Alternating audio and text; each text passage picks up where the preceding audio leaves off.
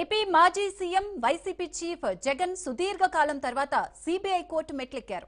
ఇటీవల యూరప్ పర్యటనకు వెళ్లేందుకు ఆయన కోర్టు అనుమతి కోరగా తిరిగి వచ్చాక నవంబర్ 14న వ్యక్తిగతంగా హాజరు కావాలని కోర్టు షరతు పెట్టింది. జగన్ పర్యటన ముగించుకొని వచ్చిన 14న కోర్టు ఎదుట హాజరు కాలేదు. భద్రతా కారణాలు, పరిపాలనా ఇబ్బందులు చూపిస్తూ తన తరపు న్యాయవాది హాజరు కావచ్చంటూ మినహాయింపు కోరుతూ మెమో దాఖలు చేశారు. కానీ సిబిఐ దీనిని వ్యతిరేకించింది. సిబిఐ వాదన ప్రకారం జగన్ కు బెయిల్ ఇచ్చినప్పుడు స్పష్టమైన షరతు ఉందని, ప్రతి విచారణకు ఆయన స్వయంగా హాజరు కావాలి. కోర్టు ఈ వాదనలతో ఏకీభవించి ఆయన మినహాయింపు అభ్యర్థనను కొట్టివేసింది. దీంతో జగన్ ఇవాళ కోర్టు ముందు తప్పనిసరిగా హాజరు కావాల్సిన పరిస్థితి ఏర్పడింది.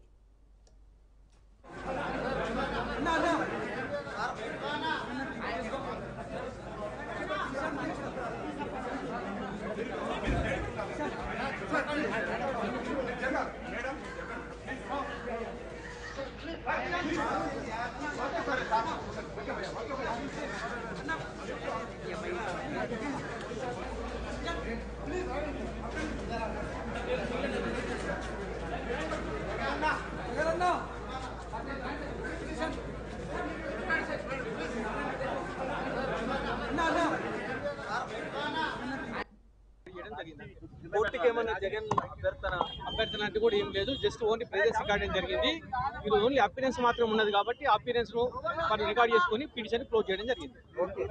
అంటే ఇప్పుడు ఓన్లీ విదేశీ పిటిషన్ పైన అటెండ్ అయ్యారు. ఓన్లీ విదేశీ పిటిషన్ పైన వెళ్ళారు కాబట్టి వచ్చిన తర్వాత కోర్టులో వచ్చి ఫిజికల్ గా అపీర్ అయ్యమన్నారు కాబట్టి వారు రేపటి వరకు టైం ఇచ్చారు.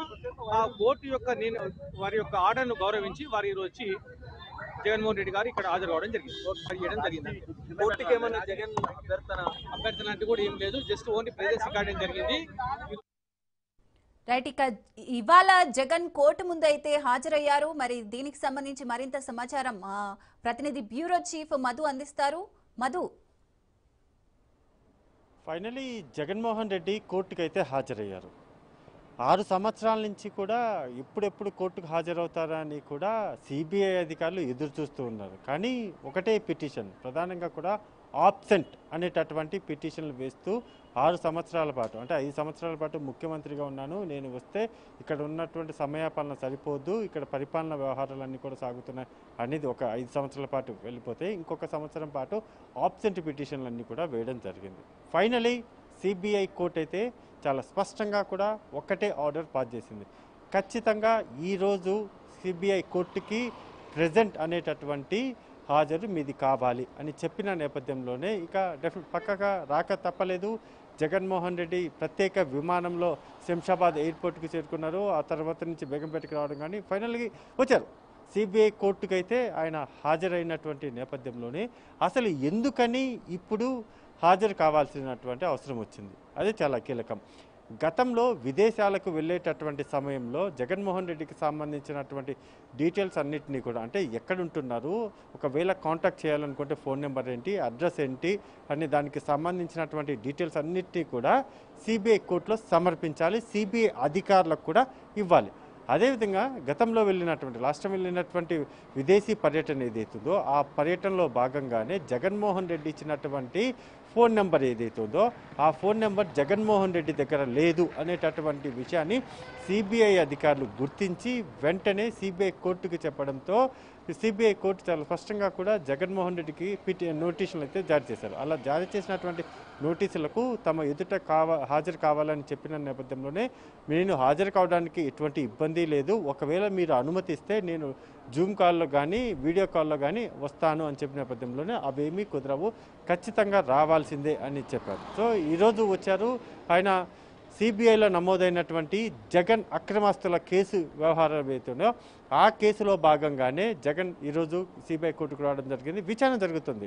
ఈ మొత్తం కేసులకు సంబంధించి, అక్రమాస్తుల కేసులకు సంబంధించి విచారణ జరుగుతుంది. కానీ ఈ 5-6 సంవత్సరాల పాటు కూడా కేసు అనేది ముందుకు వెళ్లకుండా కేవలం ఎక్కడ వేసిన గొంగలి అక్కడే అనే విధంగా కూడా అక్కడే ఉండిపోయాయి. కేసులు ముందుకైతే ఎక్కడ సాగలేదు. అలా సాగని నేపథ్యంలో ఎందుకు సాగలేదు అనుకుంటే విచారణ జరగాలన్నా, విచారణకు సంబంధించి ఏదైనా కేసు ముందుకు వెళ్ళాలనుకునే అక్కడ ఉన్నటువంటి నిందితులు ఎవరైతే ఉన్నారో వాళ్ళు కోర్టుకు రావడము, దానికి సంబంధించినటువంటి ప్రొసీడింగ్స్ ఏవైతే ఉన్నాయో ఆ ప్రొసీడింగ్స్లో వాళ్ళు హాజరు కావాల్సి ఉంటుంది. కానీ జగన్ ఎక్కడా కూడా ఈ 6 సంవత్సరాల పాటు హాజరు కాకపోవడంతో కేసులు అనేవి యాజ్ టీజ్ యాజ్ అనే విధంగా కూడా ఉన్న నేపథ్యంలోనే ప్రస్తుతం ఈయన హాజరయ్యారు. ఇక పైన హాజరవుతారా కంటిన్యూగా అంటే క్వశ్చన్ మార్కే. జగన్మోహన్ రెడ్డి కంటిన్యూగా హాజరవుతారంటే మాత్రం ఖచ్చితంగా తెలియదు. వాళ్ళ లాయర్ మాట్లాడుతూ ఈరోజు హాజరయ్యారు కాబట్టి ఇంకొంత టైం పడుతుంది, అయితే ఇంకొంత సమయం పడుతుంది. మళ్ళీ ఇంకొకసారి ఏదైనా సరే వాదనలకు సంబంధించి లేకపోతే హాజరు కావాల్సినటువంటి సిచ్యువేషన్ వస్తే మాత్రం ఖచ్చితంగా కూడా అప్పుడు ఎటువంటి పిటిషన్లు ఇవ్వబోతున్నారు, సేమ్ యాస్టీస్ ఇప్పుడు గతంలో వేసినటువంటి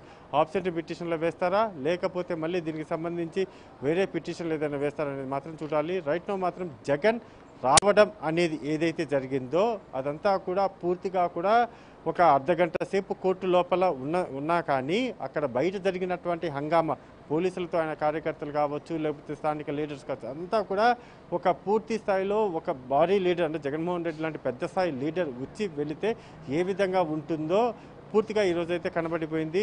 కోర్టు లోపల కోర్టు బయట అంతా కూడా పోలీసులు ఏ స్థాయిలో భద్రతను ఏర్పాటు చేసినా సరే కోర్టు లోపలికి జగన్ వెహికల్ ఒకటి మాత్రమే అనుమతించారు. మిగిలిన బయట అంతా చూసుకుంటే మాత్రం నాంపల్లిలో ఉన్నటువంటి సిబిఐ కోర్టు ఏదైతుందో ఆ సిబిఐ కోర్టు పూర్తిగా కూడా మొత్తం ఆ రోడ్డు అంతా కూడా వైఎస్ జగన్మోహన్ రెడ్డికి సంబంధించినటువంటి కార్యకర్తలు పార్టీ నాయకులతో నిండిపోయింది. ఒక 2-3 గంటల పాటు ఇదే హంగామా అయితే కనిపించింది. జగన్మోహన్ రెడ్డికి సపోర్ట్ చేస్తూ జగన్మోహన్ రెడ్డికి నినాదాలు చేస్తూ ఆయన వచ్చేటప్పుడు ఆయన వెళ్ళిపోయేటప్పుడు మాత్రము ఒక గందరగోళమైనటువంటి వాతావరణం అయితే నెలకొంది. Right Madhu, thank you.